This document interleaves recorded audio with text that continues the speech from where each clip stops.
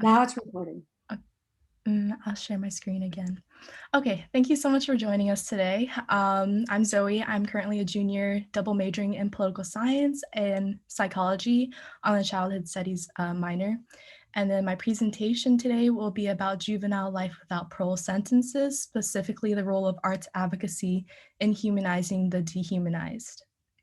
And so where the main idea of my project is to actually paint portraits of people who are former JLWOPers, and think about ways how we could possibly change the usual narrative about people who commit crimes, especially children who commit crimes, since LCCR is my host organization that advocates for children and youth. We were thinking of whether arts advocacy could be a place of untapped potential in policy work.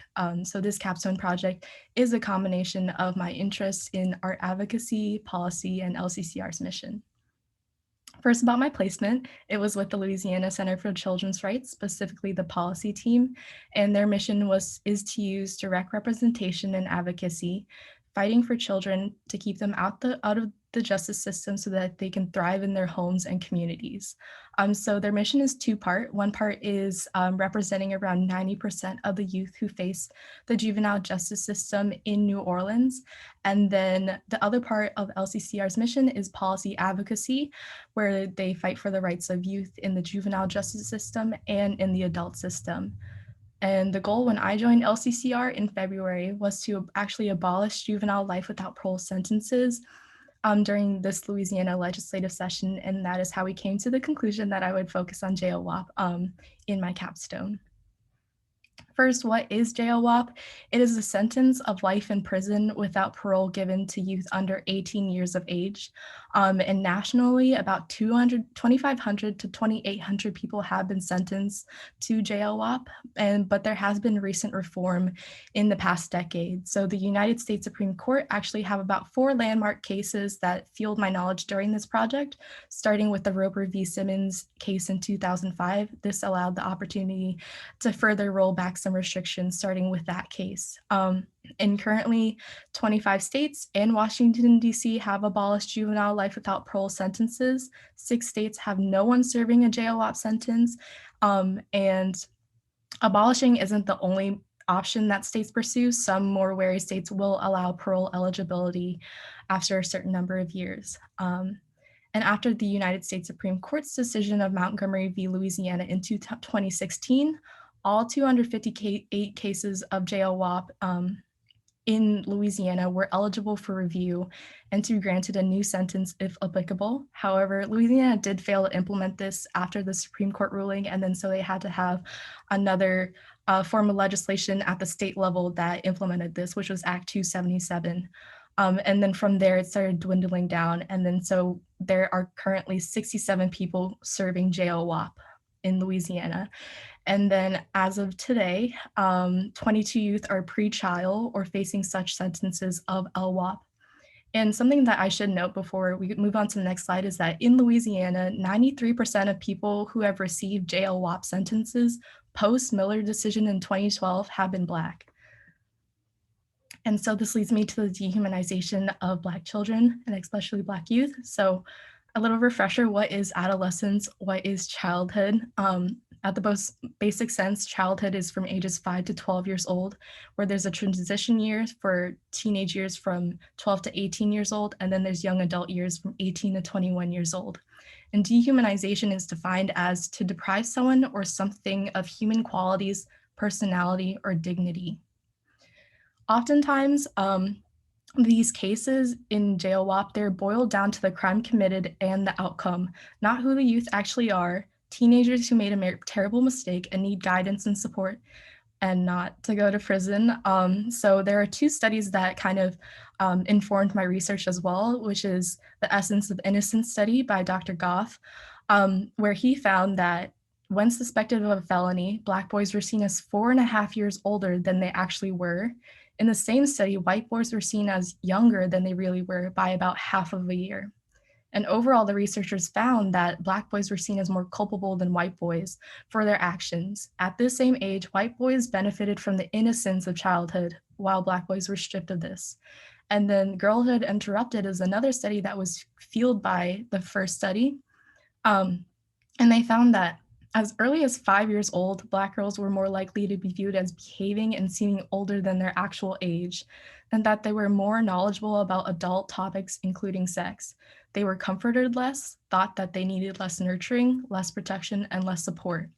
And although these are only a few examples of the studies that have been conducted, I just want to acknowledge that, state that as a society, we are taking away children's childhoods and adolescence and innocence. And this is just a stark contrast. There are other populations of children that are often experiencing these issues as well, such as low-income children, impoverished children, or children defined as other in our society, such as queer or non-conforming. And then this leads me to art activism. So art activism is defined as a dynamic practice combining the creative power of arts to move us emotionally with the strategic planning of activism necessary to bring about social change. And this leads me to the study that I found while doing my research, that it's known as the Copenhagen study, so that they found creative advocacy approaches were more effective than the conventional ones, in especially raising awareness, engagement, and receptiveness among the public. The researchers found that people were able to recall the more creative approaches more vividly, were surprised at the novelty of it, and it interrupted automatic everyday thoughts about conventional activism. And conventional activism as in explaining an issue to someone and getting them to sign a petition or giving out flyers, those type of things, and then creative as in more performative things, such as a political speech, but instead of that, it's a political rap with someone wearing a cow mask. And I found that people who saw these performances were more engaged with the one who did a political rap wearing a pet cow mask. And just some examples on this slide. This is Kehinde Wiley's work. He curates portraits of African American men in front of brightly colored and flowery backgrounds. And this kind of creates a dichotomy of narratives. So one narrative is the Black man or boy who's often viewed as violent or menacing, and the other is the symbolism of the flowers and the colors that represent delicateness and friendliness. And another example is this AIDS memorial quilt that I learned about in my policy class. So this was created to show just how costly the AIDS epidemic was, particularly the cost of human lives. And this was an art project that was displayed in DC, and it did fuel the kind of the government to take more actions than they were actually taking at the time. So that's something that kind of informed my knowledge about this, which leads me to my research questions. My first question is, what are ways to use art to more fully tell the story of people sentenced to JLWOP? 2, are there benefits to the individual in capturing their stories through an artistic lens? If so, what kind of benefits? 3, how can this method of arts advocacy be employed during a legislative session to deter the use of JLWOP? And my methodology is that I did a literature review of the role of arts in activism, which is what I just referenced. And then 2, I reached out to 7 former JLWOPers at the advice of the LCCR policy team and Andrew Hunley from the Louisiana Parole Project. And I reached out to them over the phone or emailed them to see if they would be interested in participating in my project, disclose what my aims were and what the project might look like. And then of the 7 former JLWOPers, 1 was deceased and another said no. So instead of being able to speak with Ronald, who had passed away 3 months after he was released, I spoke to his wife instead. However, the qualitative data and findings I present today will only be pulled from the 5 people I directly interviewed. And once they agreed, I met with them over phone call or Zoom to understand who they were, to get a sense of where these portraits could go. Then I did their portraits, and then I sent them informed consent forms, and I scheduled full interviews. And then I also searched for articles online that covered the individual and the crime that they did before I met with them. And then I had about an hour-long full interview with each person where I asked questions about who they are today, what they're looking forward to in the future, their experiences in prison, the people they love, and their support network, among other questions. And then I analyzed the results from those. And first demographics, all were found guilty of second-degree murder in the years ranging from 1978 to 1997. The ages at the time of the crime were 15 years old to 17 years old. As of 2021, the 5 people interviewed are ages 39 to 59 years old. Of those, 3 were male, 2 were female. 3 identified as white or Caucasian, while 2 identified as Black or African American. Within this group, 3 of them were single, 2 are married, with 3 having children in their lives, but not necessarily biological. And when asked if religious, all stated yes or kind of, that they believed in a higher power, but not in a specific religion. So with 2 of the 5 interviewed ascribing to a specific religion, such as Islam and Catholicism. And then 4 out of 5 interviewed are employed, with a 5th actually was John, who was recently released from prison, so he is still job hunting and looking for a good one that he likes. And the key findings from the individual interviews are that all had truly powerful introspective thought processes. Many were able to look back and see the wrong that they did, especially after decades of being in prison.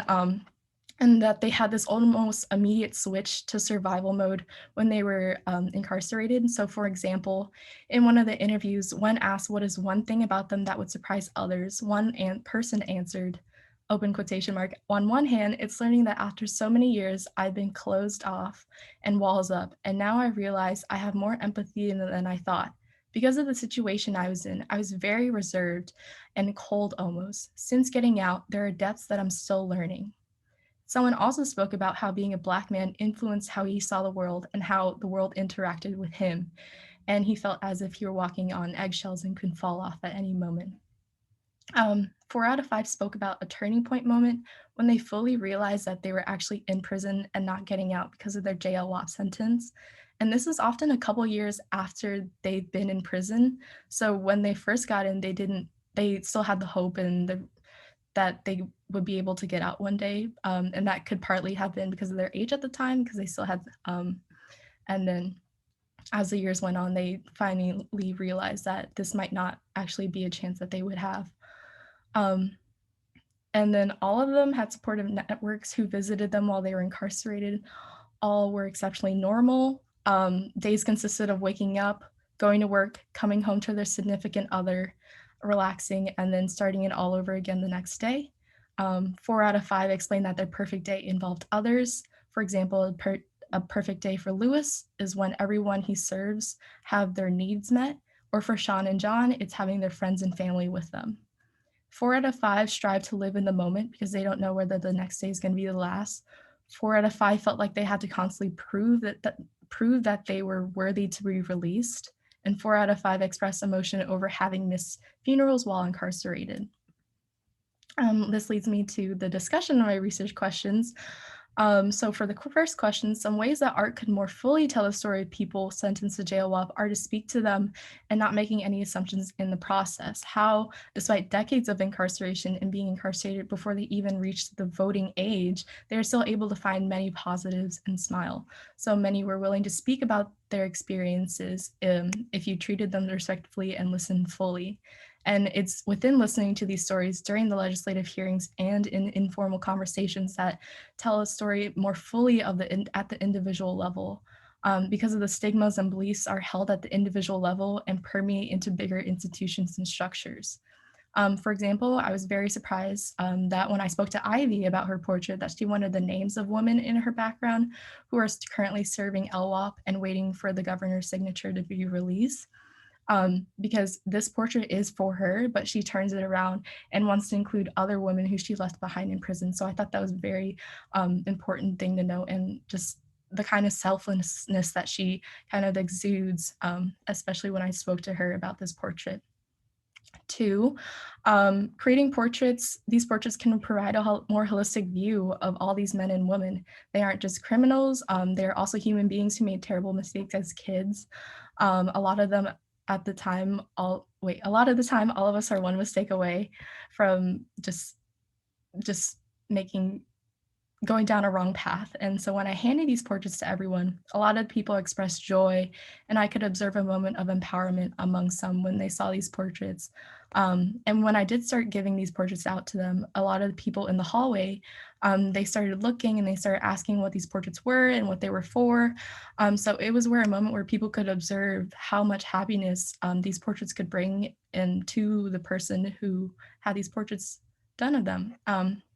And even if the portraits didn't change the minds of anyone, I kind of see that this is sort of like an incrementalism, where the portrait can catch an audience's attention, and once the attention is piqued, people will start researching and wanting to learn more about the people and the problems surrounding JLWOP, that the US is still sentencing humans under 18 years old to um, essentially die in prison. And so when discussing these portraits and what they wanted their portraits to look like, they also had the agency to choose what they wanted to do with these portraits. So I see that as kind of a benefit to capturing these stories through an artistic lens.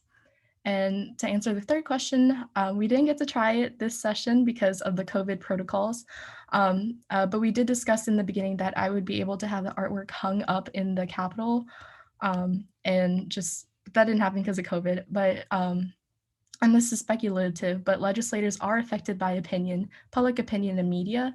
So if we had enough time to do something such as publish an article with all these portraits in the local newspaper or media, and then utilize social media especially, I feel like the outcome could have been a bit different during this legislative session. Um, and given the time constraints, we couldn't really explore it, but hopefully we can in the future.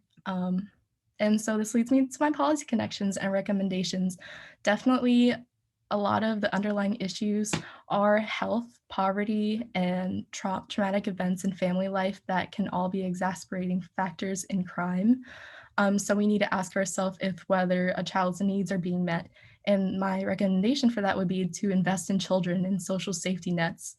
And then also there is again, like what I said before, 93% of those who have been received JLWOP sentences post Miller v. Alabama in Louisiana are Black, in a state where the Black population makes up about 32% of the population as of 2019.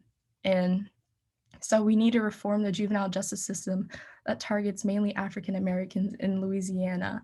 And a recommendation with that would be to have Louisiana police departments, DA departments, and juvenile justice courts have racial statistics on hand, because they don't necessarily have that on hand, but they should start keeping them, and to make any adjustments in the future.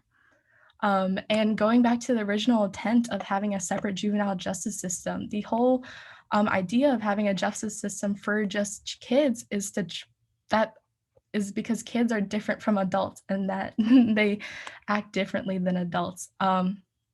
So justice systems are meant for juvenile justice systems are meant for rehabilitation, while adult court systems are meant for punishment. And the lines have definitely been blurred in Louisiana, and we need to enforce these distinctions again to do anything. So a recommendation would be to abolish JLWOP. And during my research, there was need for further research that I encountered. So I did see that everyone I interviewed had some sort of supportive network while in prison. This could possibly be a factor that could influence rehabilitation while incarcerated. That is, most people who demonstrated rehabilitation and no harm to others are the ones who may have had support from at least one family member or friend. And so further research needs to be done. And then also when I was exploring the role of arts advocacy, there wasn't much in the literature about this, because it is like something that we see every day, but it's not something that is necessarily researched. So we need to further explore the role of art and its potential in influencing media, the public, and legislators' minds. Some limitations to the studies are my access to JLWOPers. I only had access to people who are in the daily lives of Andrew Hunley and the policy team at LCCR. So I didn't get to talk to other people who weren't really necessarily involved in the policy realm and just like doing their own thing. And that led to another small limitation, is a small sample size, because we didn't have enough time to do portraits and then interviews and everything. So the sample is very small. And another limitation is the small amount of existing studies or literature reviews done before this about arts advocacy. And I also did not record any of the interviews because I didn't want to breach any confidentiality. So I did a lot of note taking, and I could have missed some notes that could be important to themes to acknowledge. And so that leads me to my top 3 lessons learned. The first is that everything must be considered when doing anything. in policy work. So for example, LCCR had to sit down and think about all of the factors that would affect our legislation for this April session. So especially including the media strategy around that. So we had to think about any repercussions for the organization if it was helping who we wanted to help or helping our efforts with the bill. And we also had to think about who were the winners and who were the losers and how the issue was being framed, and whether there was a more effective way to frame an issue as well. Two, incrementalism versus big policy changes. I kind of noted this shift where in recent legislations and convincing some of the hearings I watched in 2016 onto 2020, that the arguments used was that the DAs will use JLWOP sentences too much, despite the Supreme Court saying that they should only be using in the rarest of cases. So far, the DAs have not used their discretion well to seek out JLWOP cases. And because of this, many have been pushing for bigger policy changes that include abolishing JLWOP and applying automatic parole hearings, because some of the policymakers emphasize the power of incremental politics, while others stress how big changes will just ensure that we won't be back for a hearing until further down the road. And I guess like a personal growth for me was that I definitely overworked myself this semester. That's something that I need to work on. And just talking to the LCCR staff one-on-one, that's something that they definitely impressed upon the importance of, in that you need to take time for yourself and you need to find a passion where it doesn't feel like work. And also talking to the people who I interviewed for this capstone project, a lot of them just said to live fully in the moment and without regrets. So that's something that I should be implementing, but maybe after I graduate. So, and then some acknowledgements, definitely LCCR, especially the policy team. So Rachel, Erin, Renee, Katie, the men and women who I interviewed for this project. So Christy, Lewis, Sean, and everyone else, and John. The Schubert Center for Child Studies, my capstone advisor, Gabriella, my extern friends, Navina, Sam, and of course, my professors, mentors, advisors, family, and support systems, so everyone. Here are my references, and here are the portraits for everyone to see.